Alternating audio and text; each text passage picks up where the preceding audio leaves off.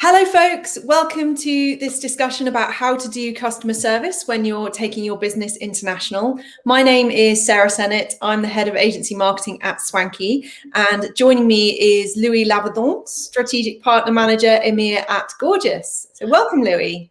Hi, thank you so much, Sarah, for having me today. I'm very excited to be here today. So to introduce myself, so yes, my name is Louis. I started at Gorgias 1 year ago. Yesterday was my 1 year birthday at Gorgias. So happy birthday to me. Congratulations, happy birthday. Thank you. And yes, I've been working in the e-commerce ecosystem for 3 years now. And yes, very excited to be here and to talk about internationalization and customer service. Because yes, I started at Gorgias 1 year ago, 2 days after the beginning of the French lockdown. And yes, today customer service is a hot topic for everybody. And it's not only about shipping status, refund, and cancellation, but also how to create relationship with your audience. Because yes, unfortunately, a lot of people are just locked in their places. So every time you're going to have a question on the product, on the delivery time, you're going to reach out to the customer service team. Yeah, the situation of the last 12 months, I think, has definitely escalated how important customer service should be in a business. I mean, it should already be very high, but like you say, people have no other route to find out information about a company's product other than to get in touch or, Exactly, because, and just to let you know, at Gorgias, when I started, we were 25 people worldwide, and we were 4 people in Paris, and we had 1,500 clients. And now in 1 year, we are 140 people worldwide with almost, I think, 6,000 merchants. Because yes, today customer service is a hot topic, and when you choose a help desk or a customer service solution, it's very important to have something that has a deep integration with your e-commerce platform. And at Gorgias, 90% of our merchants are on Shopify. Amazing. Well, just for our audience and to start the context of the conversation, what are the top priority things that a business that's about to go international should be thinking about in relation to their customer service provision? So very good question. So I think the first step is to talk about segmentation. Segmentation by language, topic, communication channel. When you have a good understanding of your segmentation by language and topic, then you're going to be able to talk about automation. So for example, at Gorgias, we have a machine learning, and our machine learning allows tickets to be analyzed. So we can analyze topics and languages. Because let's imagine you have one Shopify store for the UK, another one for France, another one for Germany, and you have a chat on your website. Maybe I'm French. I don't know why. I'm going to go to your English-speaking website. I'm going to ask my question in French. If you need to assign this ticket to the French speaker, then to have a conversation with a French agent, it's a waste of time for you. So first, I will talk about segmentation and automation. And then, for sure, what is important is to be everywhere: email, chat, Facebook, Instagram, Messenger, and to connect all your Shopify stores to one single platform. Because if you have one Shopify store for France, another one for Germany, what is important is to gather everything in one single place. This way, first, you're going to be able to decrease resolution time on your customer request, and then you're going to be able to provide a much better experience to your clients. I think the last point that you made there about customer experience, I think, is so important. There was a stat that I was pulling from the ebook that you contributed to, that I think 96% of customers said their interactions with the brand will determine whether or not they shop again. And logically, of course, that makes sense. If you have a terrible interaction with a brand's customer service, you're just not going to go back. Exactly, because let's imagine, so I sent you an email, you didn't have time to get back to me, so I'm going to send you a chat. If I don't have any answer, I just need to Google a competitor and find a similar product. So it's very expensive to acquire a new customer, but then what is important for you is to keep, to maintain the new relationship with your audience. And if you don't have a good customer service strategy, basically it's going to be complicated. Because yes, when we talk about customer service, it's funny because at first it's not a very sexy topic, but in reality it's a very sexy topic because it's how you're going to interact with your clients on social media, email, chat, and it's how you're going to build a community around your website. So yeah, absolutely. And I think when you're taking a brand to a new market, you have to think of your customer service strategy as part of your operational strategy, part of how you're going to acquire customers, because otherwise your marketing budget is going to be huge. You're going to have this massive churn. You're going to be acquiring and losing customers. So for me, it's a crucial part of that strategy.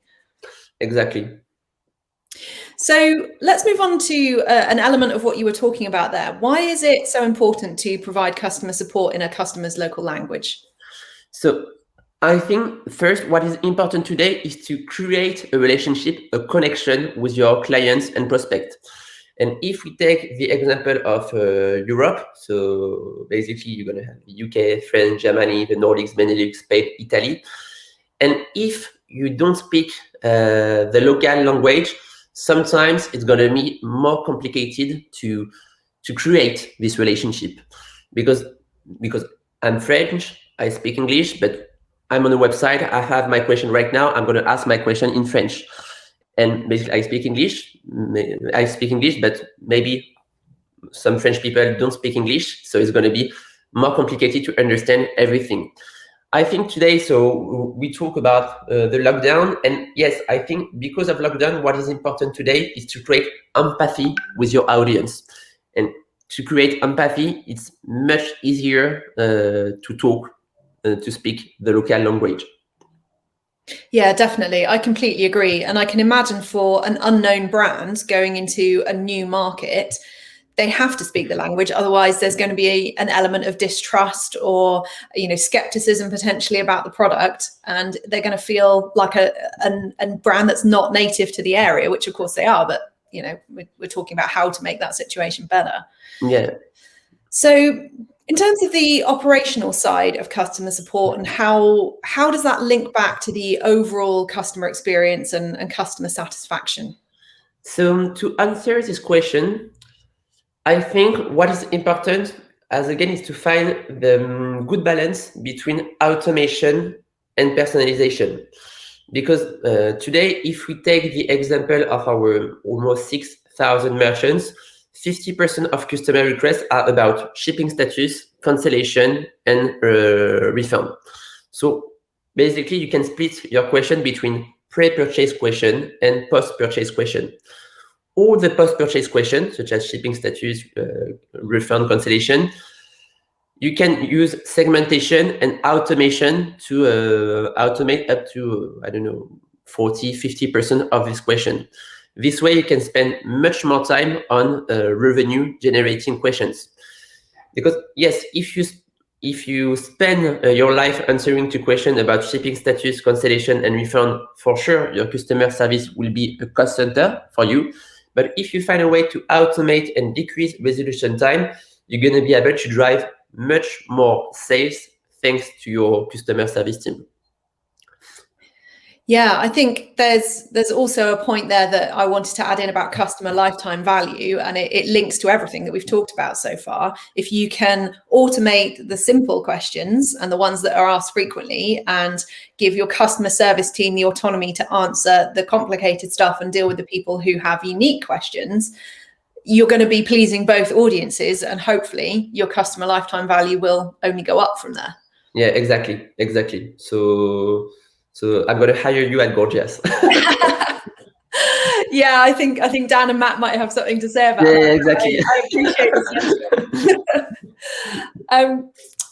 I wanted to talk a bit more about automation. So for a customer who is in one market at the moment and they're looking to go international, we've talked about the balance of automation and personal service. What sort of automations can they employ to start with?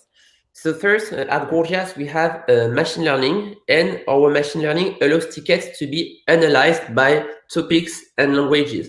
This way, you can create what we call a rule. So when I have a new ticket when, if the topic is about shipping status and if this message is in Spanish, assign this ticket to the Spanish speaking team and maybe auto reply to this ticket with this message in Spanish.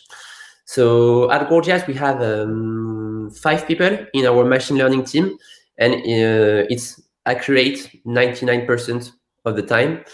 And yes, also recently we launched what we call a chatbot self-server.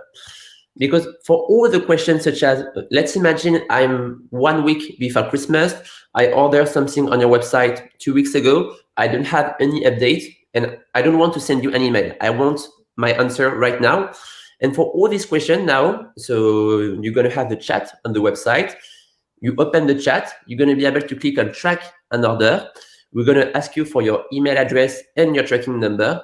And this way, you're going to have access to everything you need to know about your orders.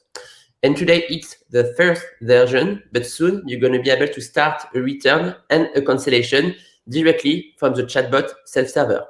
This way, you don't need to send an email, wait 5, 10, 24 hours to have an answer. You can start everything on your own. And for the merchant, for the customer service team, this way, you can spend much more time on pre-purchase questions. Amazing. That sounds like a bit of a game changer, really, especially for somebody who we're talking about who's in their one domestic market and going international. They probably don't want to outlay for a big customer service team to start the operation, but knowing that somebody can ask those questions and get an immediate response is incredible. Yeah, because if we take the example of Black Friday or Christmas, basically you're going to have a peak of sales and you're not going to be able to hire 5 or 10 people in your customer service team. It's not possible, and it's expensive. So what is important is to have a good segmentation. The first step before automation is segmentation. Then you can automate all the repetitive questions. But when we talk about automation, it doesn't mean it's not possible to personalize all these questions, because you can automate your answers with all the information. And for example, at Gorgias, we do provide macros. So macros are pre-made email template where you can insert Shopify variables. This way, in one click, you can automate the reply with all the Shopify information inside. Tracking number, dates, status, etc. Yeah, I think that's fantastic. I think that's going to be a huge game changer for anybody thinking about an international strategy. I did have a question about the machine learning element. My understanding of employing machine learning elements in these situations is that they need a lot of data in order to become effective. Is that the case with a new implementation? So no. So to be honest, you can be up and running with Gorgias in a few hours. So when I started at Gorgias, I was also I was partner manager for Europe, but also in a certain way customer success and account executive for some of our French merchants. Mm-hmm. We had to speak French. Yeah. And yes, and basically I'm not a tech person, and you can be up and running in a few hours. And it's very easy to use machine learning because you have a list of topics: shipping status, cancellation, refund, feedback, positive feedback.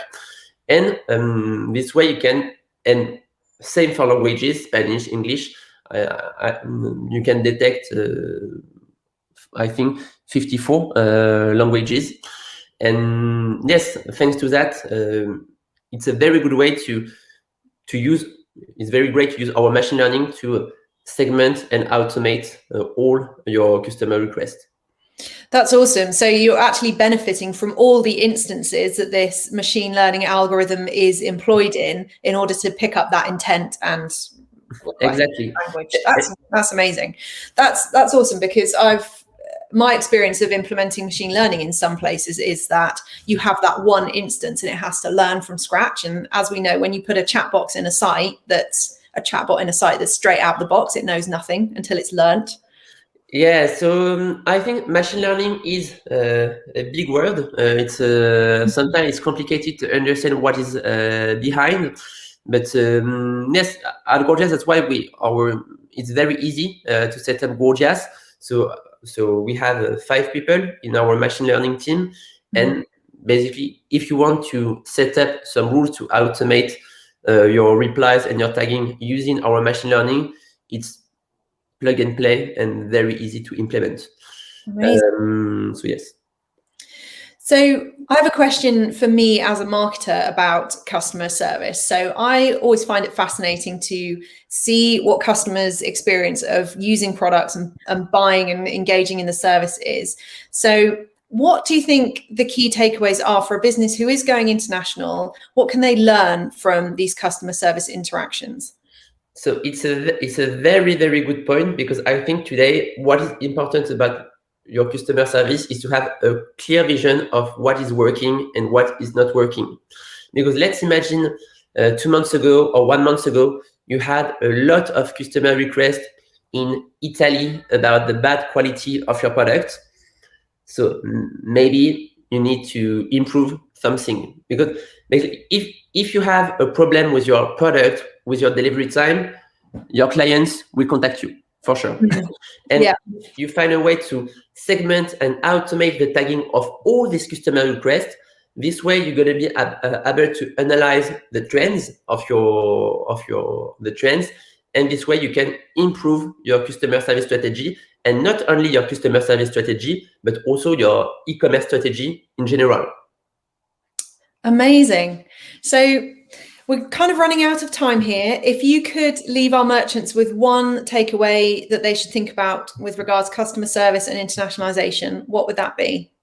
So I think for me, every time I have a first conversation with a merchant, the first step is to talk about segmentation. You need to have a clear vision of your audience, and then when it's done, you're going to be able to find the good balance between automation and personalization. Because today it's very important to create a strong relationship with your audience, to generate empathy with your customers, because it's the best way to create a community, and it's the best way to be successful in the e-commerce ecosystem today. That's awesome. Thank you so much, Louis. This has been a great conversation, and I hope everyone watching will find it useful. If you want to find out more information about Gorgias or about Swanky and how to think about internationalization, we have created the ultimate guide to taking your brand international. It's a free ebook download. Just go to swankyagency.com/internationalization. Thank you so much, Sarah. See you. Thanks for being here. Goodbye. Bye.